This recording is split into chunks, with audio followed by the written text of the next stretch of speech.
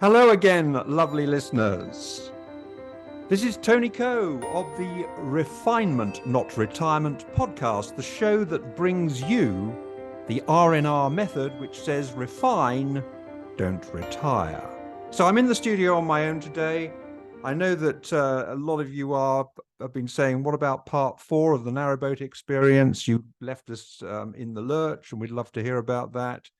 Well, we are looking for a time when we can get together. That's Christine and I, my co-host and lovely wife, when we can get together and do that particular episode.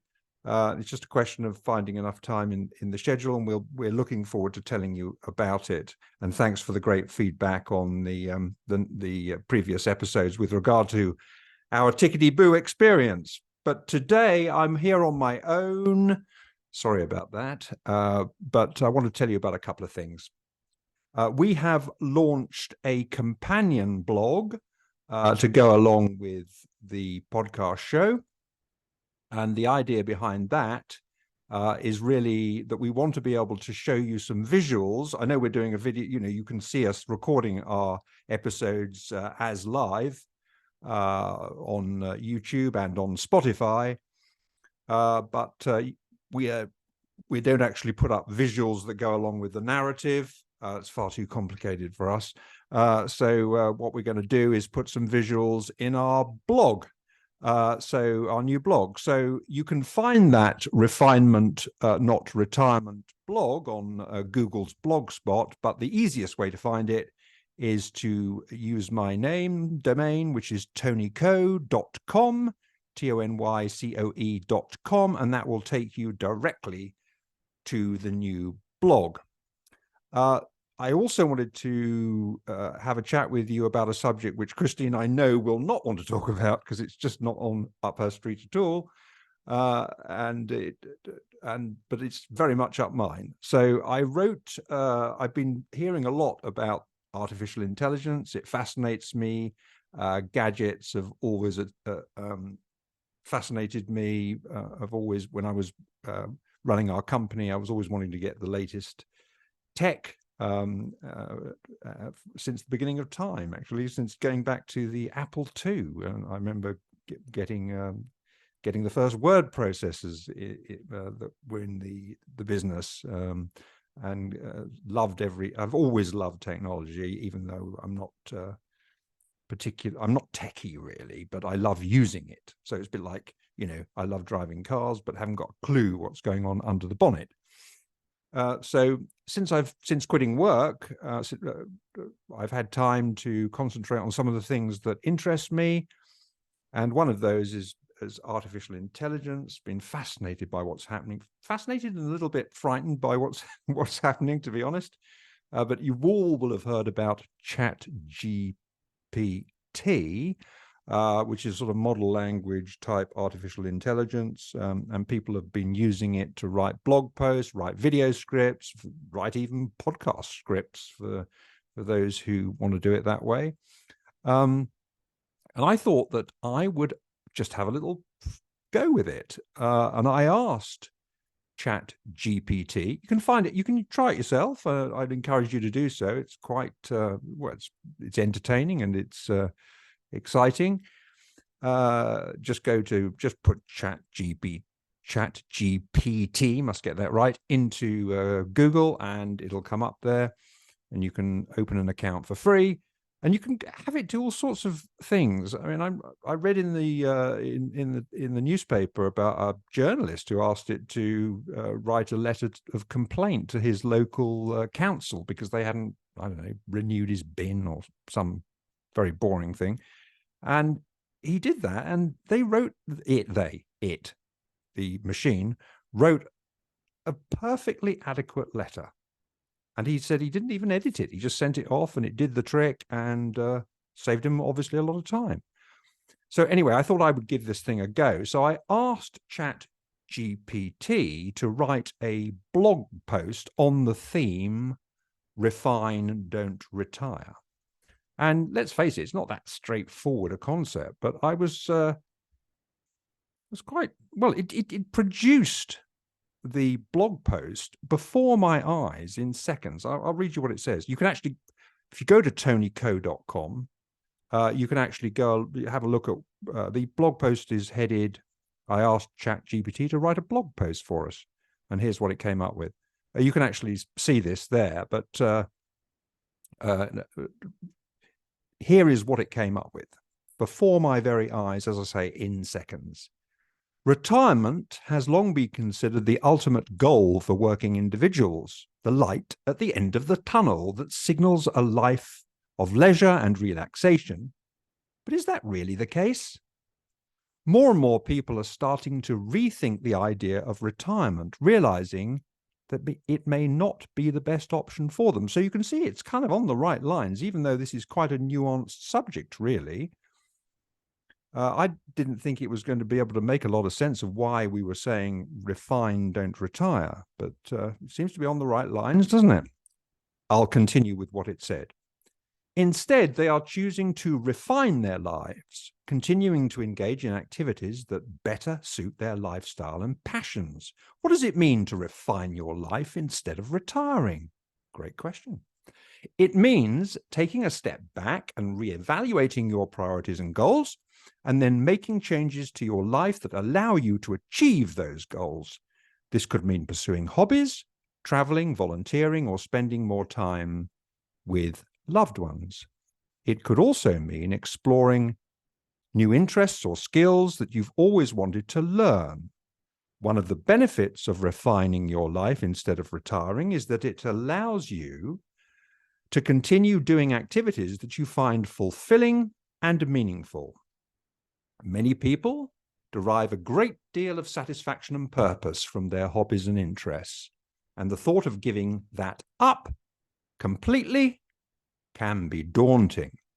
By refining your life, you can continue to pursue your passions and contribute to society in a meaningful way, while also maintaining a sense of purpose and accomplishment. Another advantage of refining your life is that it can provide financial benefits rather than relying solely on retirement savings. You can continue to pursue income opportunities and even build wealth through your endeavors. This can be especially important for those who haven't saved enough for retirement or who want to maintain their current lifestyle. Of course, refining your life isn't without its challenges. It can require a great deal of planning and preparation, and it may take time to find the right balance between activities and other aspects of your life. You may also need to update your skills or pursue additional education in order to pursue new interests or endeavors.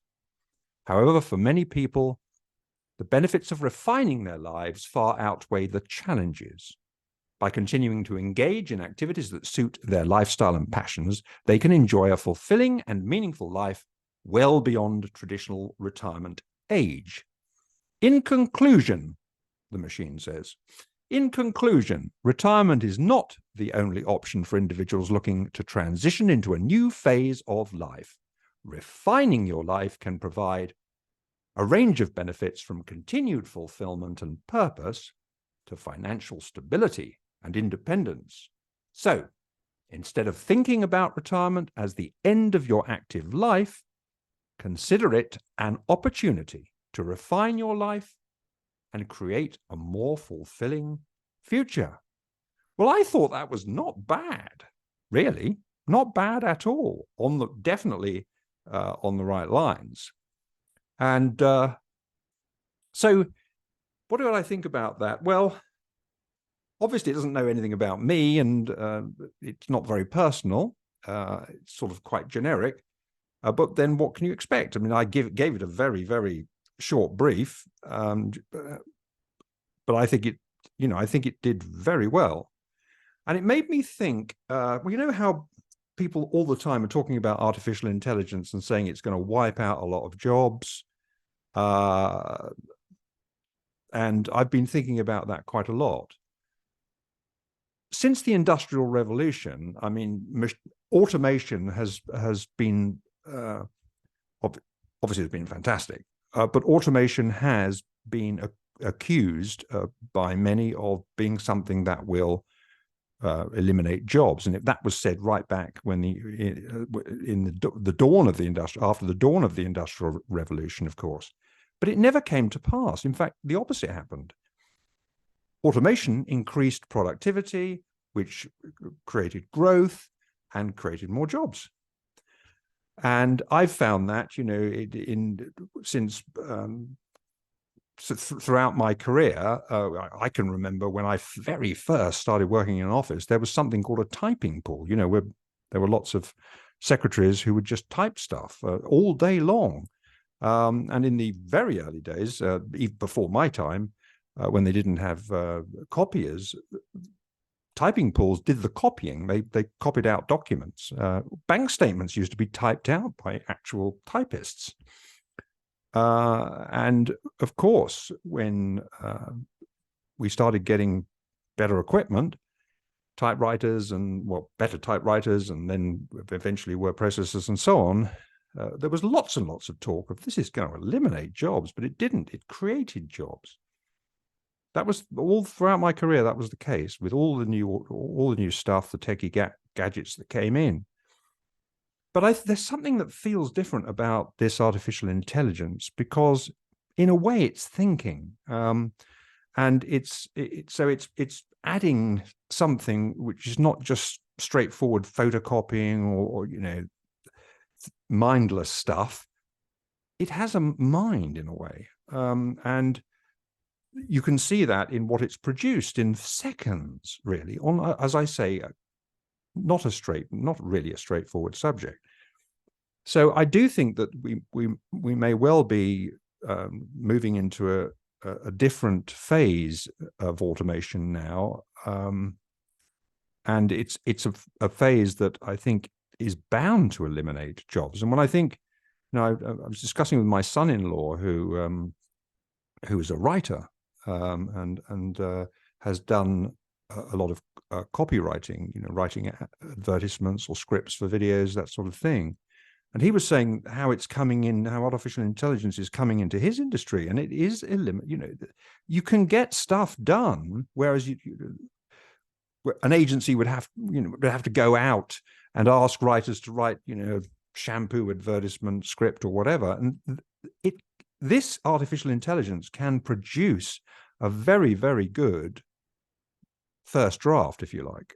And when I think about it, when I think about my working life, I do enjoy writing. I've always enjoyed writing, although mainly I've done it for business purposes. But I have always used staff that have worked with me.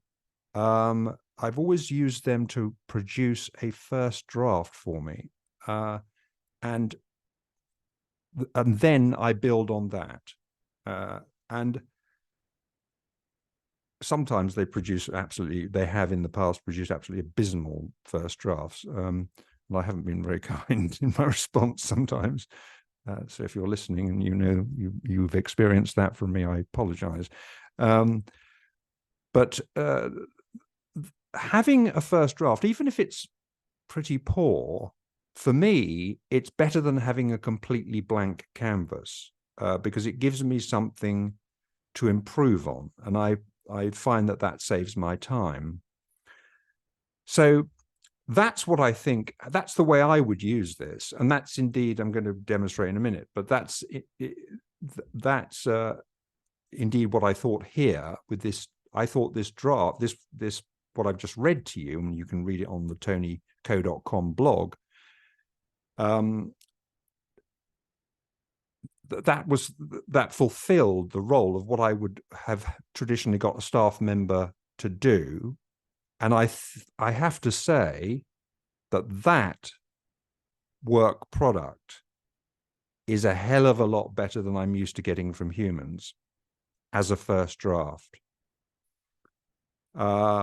So I think there's a huge potential here for jobs to be eliminated by this stuff. But anyway, let's go back to what we were doing. So I've read you the machine's effort, the first draft. You can revisit that by going to tonyco.com, looking on the Refinement Not Retirement blog, and you'll see my article on that. And then you'll see a follow-up article on it, which I'm going to go to now to remind myself of where we were. The next blog post is called Tony's Rewrite of the Machine's Blog Post. So there we were. I took the first draft produced by the machine, ChatGPT, and I used that first draft as a basis, a launch pad, if you will, for producing my version. And here's what I wrote. You might think it's actually worse, but the main thing I wanted to do is to sort of personalize it. So I started out in very much the same way. So I'll read to you what I wrote. Retirement has long been considered the ultimate goal, the light at the end of the tunnel that signals a life of leisure and relaxation. But is that really still the case in the modern world? So see that the opening is not that much different to the machine's opening. More and more, then I continue in my blog, my rewrite, more and more people have started to rethink the idea of retirement, realizing that it may not be the best idea to put off good things in life, the good things in life, until maybe it's too late to enjoy them. Christine and I are noticing that this shift in mindset is especially true of younger people today, like our 4 lovely daughters, for example. They have instead chosen to refine their lives in ways that provide them and their families with a good, wholesome lifestyle. When Christine and I were young, it was all about work, work, work. The concept of work-life balance was never talked about in those days. I pretty much missed my children growing up, other than those special occasions when I was able to spend some quality time with them, such as on precious family holidays. My primary focus in those years had to be, I believed, on earning money to pay the bills and trying to achieve a measure of financial stability. There's been a big change in this outlook. Younger people are now choosing to pursue work-life balance as their priority ahead of trying to earn big money. They want to spend time with their children and partners, and they want to pursue their passions, their happiness. Christine and I also made this same shift in mindset, but we did so later in life.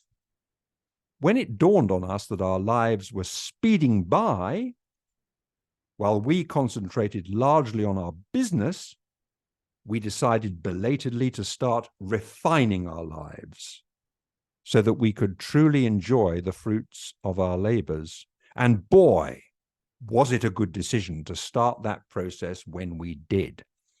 Indeed, we wished we'd started it earlier. To our minds, the earlier you can start the refinement process, the better. What does that involve?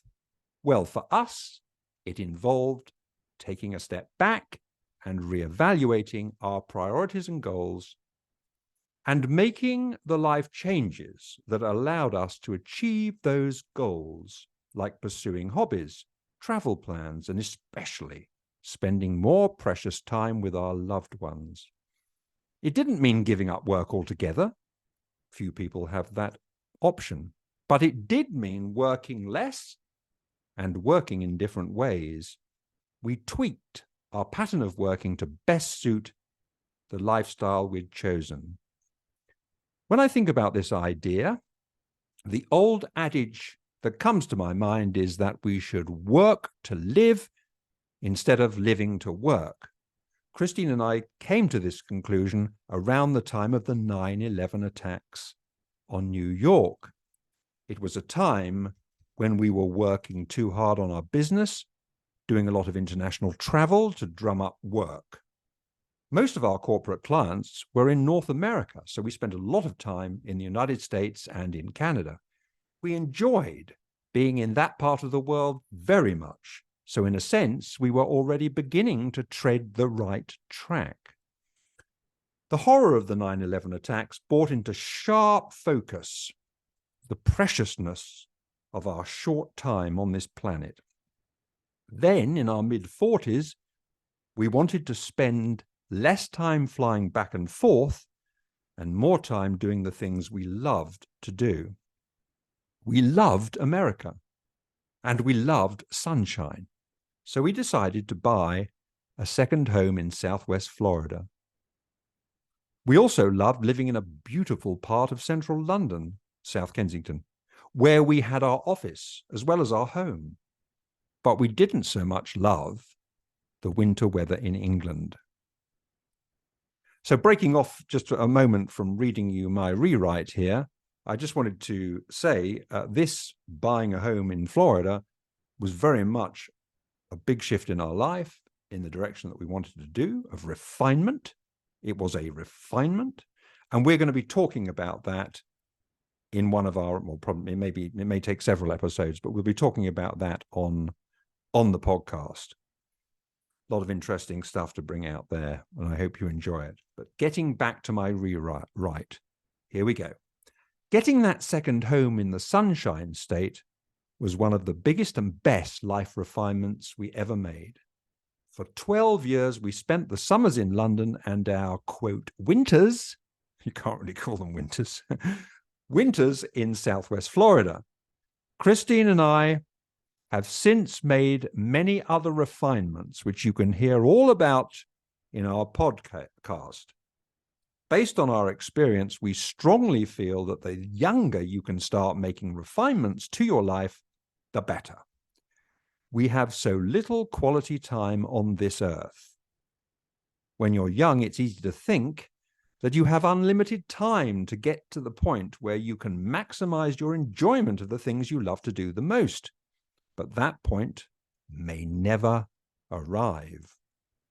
We are strong advocates for making life refinements early, instead of focusing on the day when you hope to retire, a day which may never come. Think ABR. Always be refining. Deciding what refinements to make and how to make them can be challenging, but the process of doing so can be fulfilling, exciting, and a lot of fun. Refining your life as you're living it can provide heaps of benefits, from continued fulfillment and purpose to even improving your financial position, which certainly was the case for us. So, instead of thinking about retirement as the end goal, consider quitting, reducing, changing your work when and wherever you can. Take every opportunity to refine your life. Learn more of our thoughts on the subject by tuning into our podcast. So that's the end of my rewrite, which I hope you will agree is a bit of an improvement. It needed to be personalized. It needed to, speak to people in a way that I think the machine version didn't quite do. It was a bit dry, like a school sort of textbook type of thing. But as I say, wow, it was a big help, because it was a track for me to run on, and I have always found that very, very useful. As I say, they were human-produced drafts for all my working career, but now this is a fantastic tool, I believe, and I've only scratched the surface of it there. I'll be making more and more use of that. But I hope you found that useful. Please try ChatGPT, and Google have brought another one out, which I've had a little go with, but can't really talk much about at the moment because I haven't had enough experience. But their version is Bard, B-A-R-D, and it seems to work in a very, very similar way. So I think, of course, the scary aspect of artificial intelligence, which I know the sort of great tech minds of the world, people like Elon Musk and Steve Hawkins, now sadly gone, and who else? Bill Gates and others. the scary aspect of it is that the potential of artificial intelligence is just mind-blowing, because as it gets smarter and smarter, particularly its ability to improve itself, once that process is started, the scary thing is just how fast it will become superior to us. I mean, I think that's a given. It's going to, think of the time it takes us to learn, for instance, even to speak. With artificial intelligence, it can make these improvements to itself in faster and faster time, exponentially. And it has been said, for instance, that our intellectual abilities you can liken to a chicken's in relation to what artificial intelligence is going to be capable of.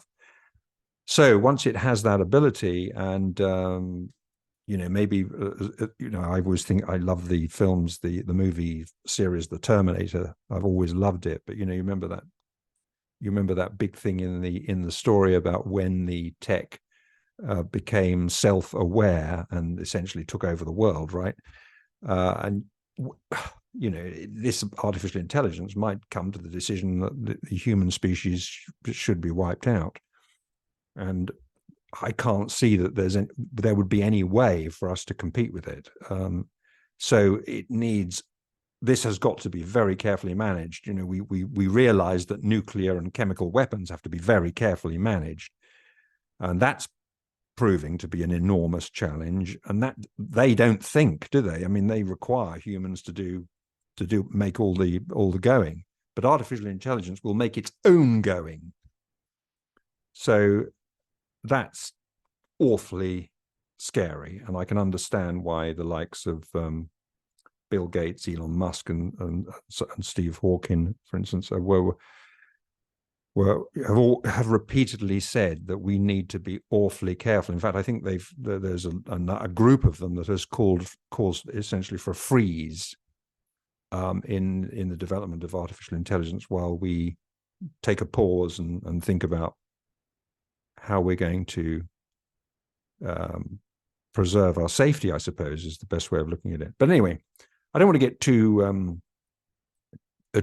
into the dark areas. I think what I've seen of this artificial intelligence, I think there are some fantastic improvements to human lifestyles that can be achieved through its judicious use. So I hope that was useful. In closing, I would say we have now officially launched our podcast, and we're getting some really great feedback. Thank you for that. And we're now in the process of talking to potential guests. We have floated various subjects that we're going to be talking about, like veganism, for instance, was what we consider to be a refinement to our lives, and other people have got very different views about that. So we want to be talking about that. Our favorite sport, which was another refinement in our life, of pickleball, we're going to be talking about that. And just so many other things that just, we've got so many ideas. And we also, the most important thing is to talk about ideas that you are interested in. We want to be driven by the interests of our listeners, our audience. So please get in touch. I mean, you can do it via the blog that I mentioned, tonycoe.com, tonycoe.com. You can do it via a Facebook page, which we're getting into bringing along. So the blog and the Facebook page, all of the same title, Refinement, Not Retirement. We're going to be bringing those along. They're going to have images on them, but you can also interact there and give us your feedback. Please give us comments. You can do it by direct message if you prefer not to go. I know a lot of people prefer to just give their views in private, and I totally respect that. So any way you want to get your views to us, voice messages, we love voice messages, and if we have your permission, we can even include those in a show. So go ahead and please continue to give us your great feedback. Share the podcast. We want to build our audience, obviously, over time. and your help, you can help us do that, and we would love you to do that. If you're interested in being a guest on the show, and a number of you have already come forward on that, and that's fantastic. Please reach out to us, and we can talk to you about what you want to talk about, and have some fun. That's what it's all about, isn't it?